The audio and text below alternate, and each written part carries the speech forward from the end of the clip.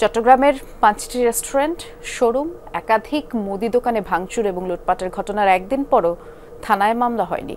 পুলিশের দাবি, হামলার সময়কার সিসি ক্যামেরা ফুটেজ তাদের হাতে, অনেককে শনাক্তও করা গেছে। তবে এখন পর্যন্ত মাত্র একজন আটক, আর বাকিদের কেউ ধরা পড়েনি।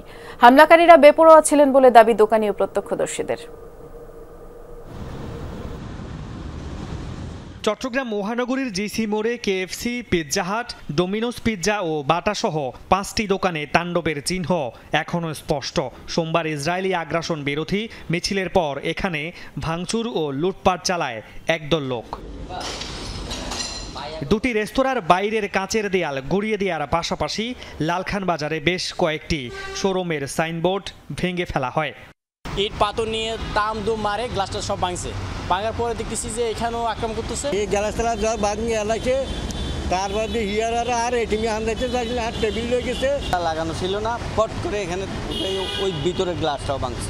ওদেরকে অ্যাকচুয়ালি আলটিমেটাম দেওয়া উচিত ছিল যে আপনারা এটা বন্ধ রাখেন বা এটা চালু করিয়েন না।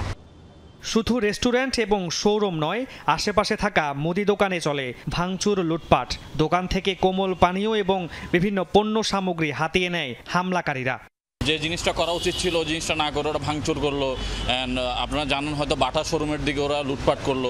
সেই জিনিসগুলো আসলে প্যাথেটিক, এগুলো মেনে নেওয়ার মতো না। এটা ডাকাতি, চুরি বা আরো খারাপভাবে যেগুলো বলা যায় ওগুলো বলতে হবে। এটা তো আন্দোলন না, আন্দোলন হইতে হবে শান্তিপূর্ণ, বুঝাইতে হবে।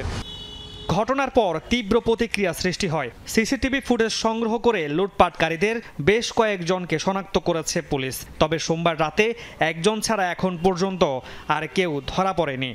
এই ঘটনার পরে কিন্তু আমরা বিশেষ করে যেসব জায়গাতে এই ধরনের দোকানপাটগুলো আছে বেশি, আমরা কিন্তু সেই জায়গাগুলোতে টহল বাড়িয়ে দিয়েছি। যারা এই ধরনের কাজগুলো করেছে, ব্যত্যয়গুলো করেছে ভাঙচুরের ঘটনায়, ওদেরকে আরও অ্যারেস্ট হবে। মামুন রশিদ অভি, যমুনা নিউজ, চট্টগ্রাম।